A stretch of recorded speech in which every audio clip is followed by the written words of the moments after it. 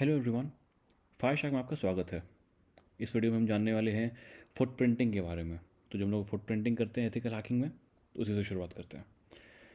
सबसे पहले फुटप्रिंटिंग होती क्या है? तो फुटप्रिंटिंग हमारा पहला कदम होता है हैकिंग में, जब हम लोग अपने टारगेट के बारे में इंफॉर्मेशन गैदर करते हैं। उसके क्या सिस्टम्स हैं, क्या आईपी एड्रेसेस हैं, क्या लोकेशन है, जियो लोकेशन, कौन से लोग काम करते हैं, क्या टारगेट की ऑर्गेनाइजेशन है, जॉब प्रोफाइल है, जो भी इन्फॉर्मेशन मिल जाए सब कुछ हम लोग फुटप्रिंटिंग में गैदर करते हैं।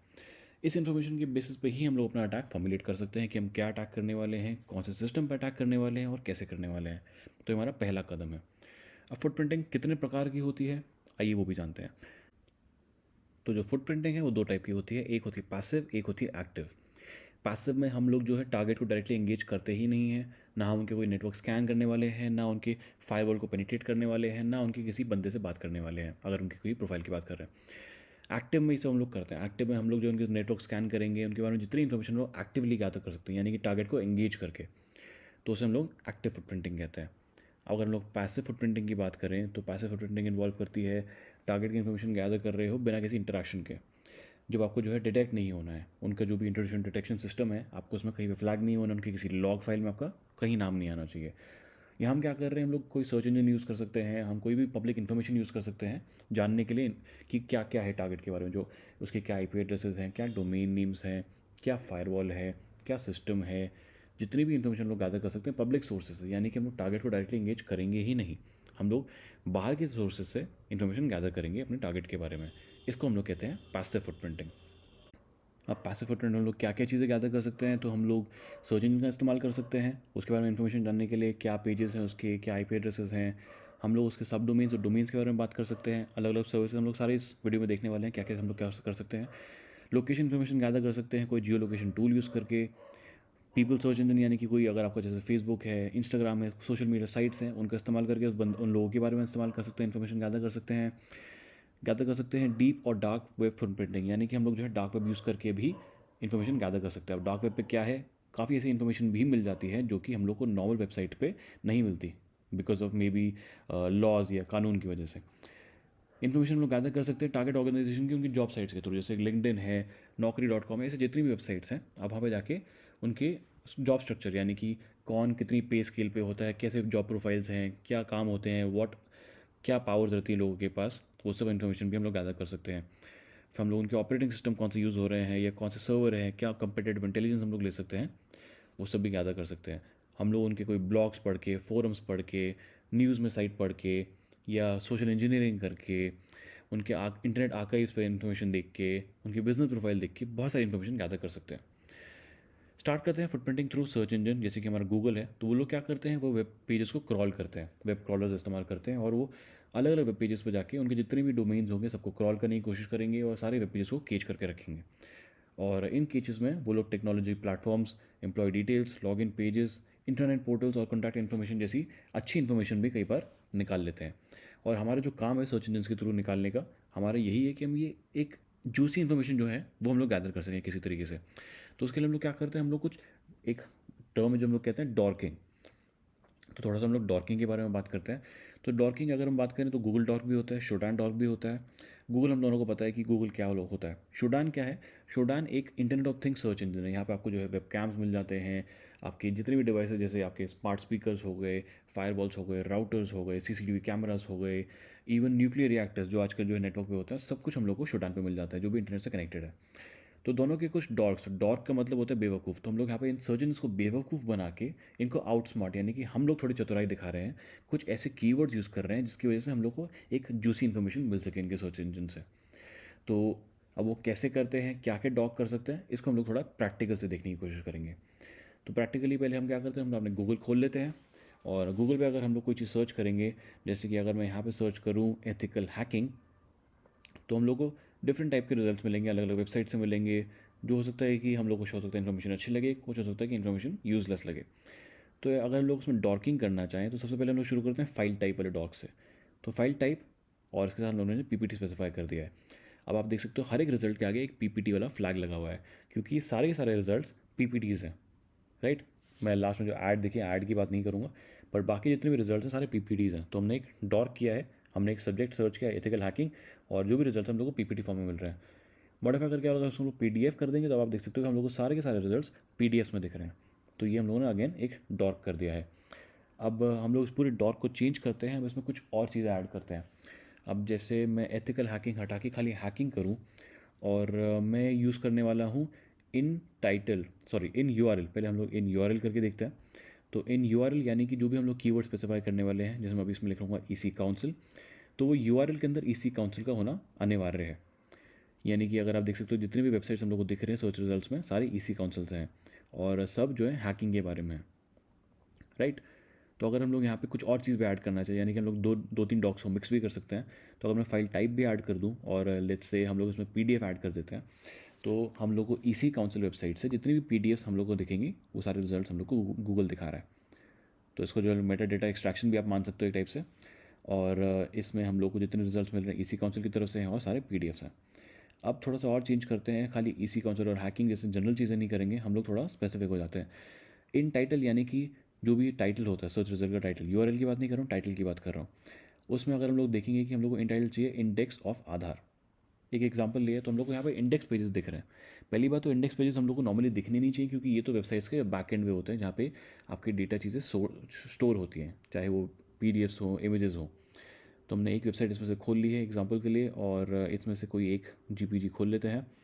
तो ये मैंने जियो वाली खोली, आई थिंक ये गुजरात का है, और हम लोग को एक ब्लैंक टेम्पलेट मिल गया है गुजरात के आधार कार्ड का, जो कि शायद हम लोग को नहीं दिखना चाहिए था, क्योंकि ये सेफ़ नहीं है, इसका जो है मिसयूज़ किया जा सकता है। तो हमने एक गूगल डॉक किया है और एक ऐसी फाइल निकाल ली जो कि हम लोग को नहीं दिखनी चाहिए थी। और क्या क्या डॉक्स कर सकते हैं, जैसे एक साइट है, साइट के अगर आप यूज़ करोगे तो जैसे एग्जांपल के लिए गेम्स, और साइट का आप नाम स्पेसिफाई कर देते हो certifiedhacker.com, तो हम लोग को जो भी रिजल्ट्स मिलेंगे गेम्स के बारे में वो इस वेबसाइट से ही मिलेंगे। तो एक ये डॉक हो गया। ऑल इन URL यानी कि जितनी भी आप स्पेसिफाई करोगे टर्म्स, वो सारे के सारे URL में होने चाहिए, आप रिस्ट्रिक्ट कर रहे हो। ये थोड़ा डिफरेंट, जैसे हम लोग जो इन URL यूज़ किया था उसमें वो चीज़ अकेली मतलब होनी चाहिए, उसके अलावा और भी चीज़ें हो सकती है, बट ऑल इन URL यानी कि सारे के सारे जो आप मेंशन कर रहे हो सब कुछ उसमें होना चाहिए। सिमिलरली ऑल इन टाइटल है, यानी कि आप रिस्ट्रिक्ट करो कि जितनी भी चीज़ आपने स्पेसिफाई करी है वो सारी की सारी टाइटल में होनी चाहिए। अगर आप इन टाइटल बोलोगे तो खाली जो आप रिस्ट्रिक्ट नहीं कर रहे हो, आप बोलो कि इस टाइटल में एक ये चीज़ तो होनी चाहिए, बाकी कुछ और चीज़ें हो तो वो भी है, कोई दिक्कत नहीं है। इन एंकर सिमिलर है, जैसे कि एग्जाम्पल उसमें लिखा हुआ है कि एंटीवायरस, और इन एंकर हमने नॉट इन स्पेसिफाई कर दिया। तो जो हम लोग को रिजल्ट मिलने वाले हैं उसमें पेजेस आएंगे जिसमें नॉट इन वर्ड होगा, और पेजेस जो होंगे उसमें वर्ड एंटीवायरस भी होगा। तुमने एक एंकर भी डाल दिया है इसके अंदर। तो ऐसे ही हम लोग और भी डॉक्स देखते हैं, और क्या कर सकते हैं हम लोग। ऑल इन एंकर यानी कि अभी जैसे इन एंकर की जगह हमने ऑल इन एंकर किया है, तो इसमें कि हम लोग रिस्ट्रिक्ट करने वाले हैं सारे के सारे एंकर होने चाहिए उसके अंदर। जैसे हम लोगों ने एग्जांपल लिए तो बेस्ट क्लाउड सर्विस प्रोवाइडर अगर बोलोगे सर्च इंजन में ऑल इन एंकर करके, तो आपको जितने भी पेजेस मिलेंगे उसमें सारे के सारे बेस्ट क्लाउड सर्विस और प्रोवाइडर सारे के सारे टर्म्स होने चाहिए। फिर और भी जैसे केच है, लिंक है, रिलेटेड है, इन्फो है, लोकेशन है और फाइल टाइप। फाइल टाइप हम लोग यूज़ करके देख लिया। तो ये सारे के सारे आपको डॉक्स अवेलेबल है। इसके अलावा और भी हो सकता है, आप चाहे गूगल की हैकिंग डेटाबेस पे जाके देख सकते हो, इनका एक खुद का डेडिकेटेड वेबसाइट है गूगल हैकिंग डेटाबेस, वहाँ जाके देख सकते हो क्या क्या डॉक्स अवेलेबल हैं, और आप वो सब यूज़ करके देख सकते हो। तो इससे आपके एक फ़िल्टर लगा सकते हो आप। आपको जब सर्च करते हो आपको बहुत सारे रिजल्ट्स मिलते हैं, आपको सब फिल्टर करके आपको एग्जैक्टली जो आप सर्च करना चाह रहे हो आपको वो देखना है। तो उसके लिए हम ये सारे डॉक्स यूज़ करने वाले हैं। मूविंग ऑन टू शोडान, तो शोडान जो है हमारा internet of things search engine है। इसके डॉक्स अगर हम देखें तो मैंने एक आपका गिटहब पेज खोला है, इस पर आपको सारे डॉक्स दिख रहे हैं। आप चाहो तो उसको गूगल पर खुद सर्च कर सकते हो। यहाँ पे आप जैसे city, country, geography, host name, net यानी कि आपको जो IP एड्रेस स्पेसिफाई करना चाहो, OS अगर आपकी खाली मुझे विंडोज 7 के रिजल्ट चाहिए, या पोर्ट नंबर हो। यहाँ पे हम लोग को सर्विस कैमरा का एक डॉक दिख रहा है, नेट सर्विलेंस। और इसको हम लोग अगर चाहें तो हम लोग अभी क्या करते हैं, हम लोग शोडान खोल लेते हैं। तो ये हमारा शोडान का जो है इंटरफेस है, और इसमें हम लोग ने अपना डॉक सर्च बॉक्स में डाल दिया है। जब हम लोग जब सर्च करेंगे हम लोग को जो रिजल्ट्स दिख रहे हैं सारे के सारे यहाँ पे पब्लिक कैमरास हैं, पब्लिक CCTV कैमरास हैं, सर्वेलेंस सिस्टम्स हैं। इनके हम लोग IP एड्रेसेस दिख रहे हैं, और अगर आप किसी भी वेबसाइट को उनमें से खोलते हो आपको उसका जो पूरा एक एनालिसिस मिल जाएगा कि उसमें क्या वल्नरेबिलिटीज़ हैं, क्या सर्वर रन हो रहा है, क्या ऑपरेटिंग सिस्टम है, ऑन सो ऑन। तो काफ़ी इन्फॉर्मेशन मिल जाती है। तो हैकर्स क्या करते हैं, वो ये ऐसे ही हम लोग जो है ब्राउज़ करते हैं इंटरनेट थिंग्स, और उनको एक्सप्लॉइट करने के लिए उनको देखते हैं खोल के। जैसे मैंने एक जो है एक पब्लिक सर्विलेंस का जो लॉगिन पेज है वो खोला है, इस IP एड्रेस पे लोकेटेड है। तो आप चाहो तो उस पर ब्रूट फोर्स करके इसको एनालाइज कर सकते हो। तो ये चीज़ें हैकर्स भी करते हैं। Moving on to website footprinting, तो वेबसाइट फुटप्रिंटिंग में हम लोग ट्राई कर रहे हैं कि हम लोग को वेबसाइट के बारे में इन्फॉर्मेशन मिल जाए कि क्या वेबसाइट है, उसके क्या डोमेन्स हैं, सब डोमेन्स हैं, IP एड्रेसेस क्या क्या हैं, उनकी कोई कॉन्टैक्ट इन्फॉर्मेशन हम लोग को मिल जाए, ये सब हम लोग वेबसाइट फुटप्रिंटिंग में कवर करते हैं। तो हम लोग उसके लिए कुछ टूल्स यूज़ कर सकते हैं जो कि या तो कोई वेबसाइट वाले टूल्स हो या कि जो आप ऑनलाइन यूज़ कर सकते हो, या फिर कुछ लोकल टूल्स। अगेन इसमें आपको क्या क्या मिल जाएगा, आपको सॉफ्टवेयर यूज़ मिल जाएगा, ऑपरेटिंग सिस्टम मिल जाएगा, डायरेक्टरीज, सब directories, file names, path, databases जितने भी होंगे, स्क्रिप्टिंग प्लेटफॉर्म क्या है, अगर आपके सिक्योर सॉकेट लेयर यूज़र है उसका क्या वर्जन यूज़ हो रहा है, क्या टेक्नोलॉजी है, सब पता चल जाता है। तो एक टूल की बात करते हैं, जैसे हुइस हमारा एक टूल है, काली में मिलता है। हम लोग टर्मिनल पे जाके हुइस लिखेंगे, साथ में हम लोगों ने माइक्रोसॉफ्ट ऐड कर दिया है एक इस एग्जांपल के लिए। और यहाँ पे हम लोग को उसके बारे में इन्फॉर्मेशन मिली है कि माइक्रोसॉफ्ट की जो ऑर्गेनाइजेशन है, माइक्रोसॉफ्ट कॉर्पोरेशन है, उसका एक एड्रेस हम लोग को दिख रहा है, यानी कि फिजिकल एड्रेस, उसका नेटवर्क एड्रेस भी दिख रहा है, उसका कॉन्टैक्ट डिटेल्स दिख रहे हैं कि कौन कॉन्टैक्ट है, उसका एड्रेस क्या है, फ़ोन नंबर क्या है, फैक्स इन्फॉर्मेशन क्या है, नेम सर्वर्स कहाँ कहाँ लोकेटेड हैं, काफ़ी सारी इन्फॉर्मेशन हम लोग को उसके बारे में मिल गई है हुइस टूल का इस्तेमाल करके। अब अगर हम लोग अगर वेबसाइट पे बात करें तो नेटक्राफ्ट एक अच्छा टूल है। जैसे मैंने आपको बताया कि बहुत सारे टूल्स अवेलेबल हो सकते हैं, नेटक्राफ्ट उनमें से एक है। तो मैंने नेटक्राफ्ट में सर्च में जाके साइट रिपोर्ट सेलेक्ट की है, और मैं सेम चीज़ करने वाला हूँ। मैं यहाँ पे www.microsoft.com जो पिछले एग्जाम्पल में यूज़ किया था उसी वेबसाइट का यूज़ करूँगा, और सर्च रिजल्ट हम लोग को ये दिखाएगा। कुछ सेकंड ले लेता कई बार सर्च के लिए। उसके बाद हम लोग को ये बहुत ही ज़्यादा डिटेल में इन्फॉर्मेशन देने वाला है। तो हम लोग को बैकग्राउंड मिल जाता है कि साइट का नाम क्या है, इसके ओनर्स क्या हैं, इसका नेटवर्क का ओनर, नेटवर्क कंपनी कौन सी है, होस्टिंग का कंट्री कौन सी है, इसका IPv4 एड्रेस क्या है, IPv6 एड्रेस क्या है, रिवर्स DNS क्या है, डेलीगेशन यानी कि इसके सर्वर्स कहाँ लोकेटेड हैं, जियो लोकेशन हम लोग को एक पूरा मैप दिख रहा है। जियो लोकेशन हम आगे भी देखेंगे, बट ये काफ़ी सिंपल चीज़ है। SSL यानी आपका ट्रांसपोर्ट लेयर सिक्योरिटी कैसी है, आपके वेबसाइट्स वेब ट्रैकर्स कौन से यूज़ हो रहे हैं, सर्वर साइड पे क्या है, क्लाइंट साइड पे क्या है, और भी ऐसी जितनी भी डिटेल इन्फॉर्मेशन है आप सब कुछ नेटक्राफ्ट पे देख सकते हो।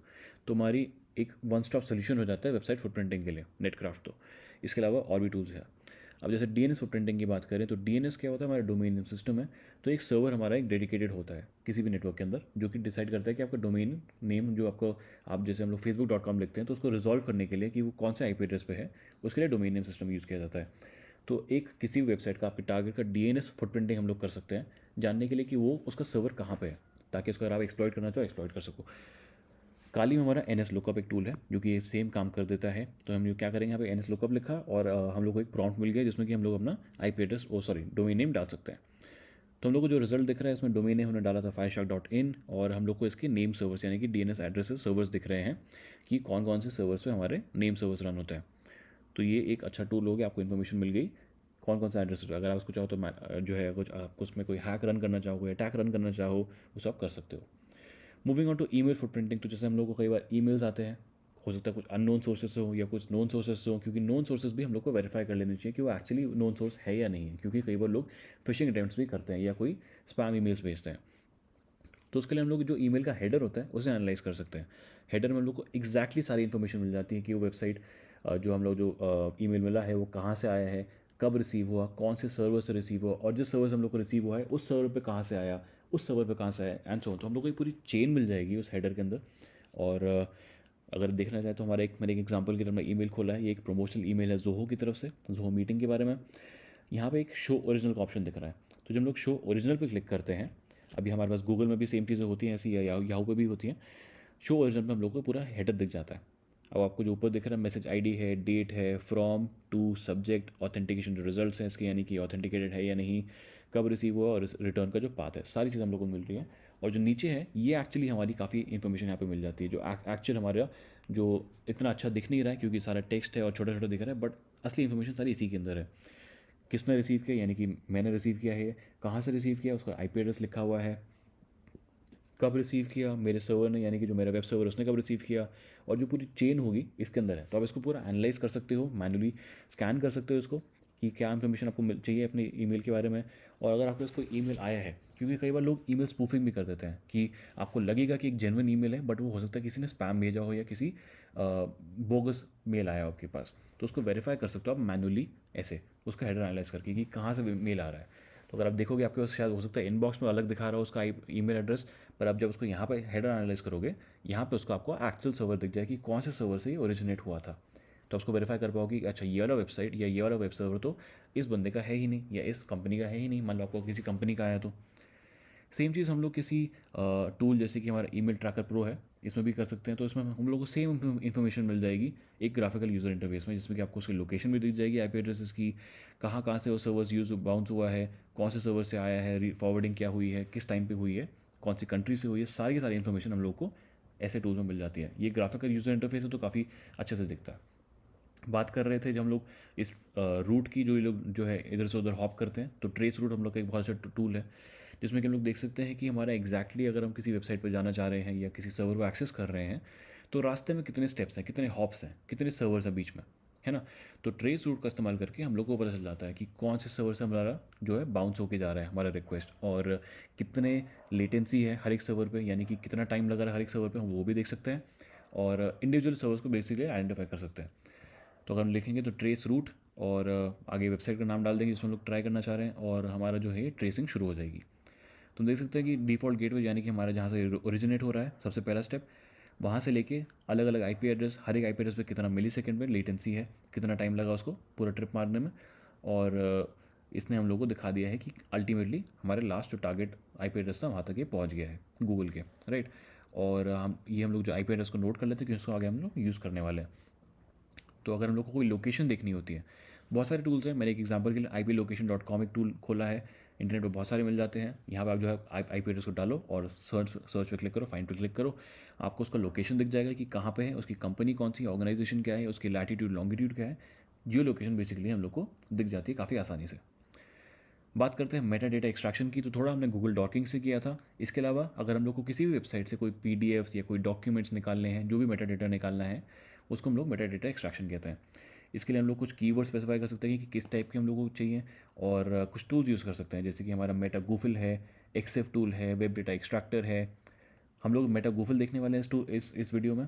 तो आपका मेटा गूफिल क्या है, काली में अगर आपके पास इंस्टॉल नहीं है तो आप जो है ऐप गेट मेटा गूफिल इंस्टॉल कर सकते हो उससे, राइट। तो अभी हम लोग क्या करेंगे, मेटा गूफिल ऑलरेडी इंस्टॉल्ड है मेरे सिस्टम में, तो मैं मेटा गूफिल लिखूंगा और -h लगा के पहले हम देखेंगे इसमें क्या क्या पैरामीटर्स हम लोग यूज़ कर सकते हैं, क्या क्या फ्लैग्स लगा सकते हैं।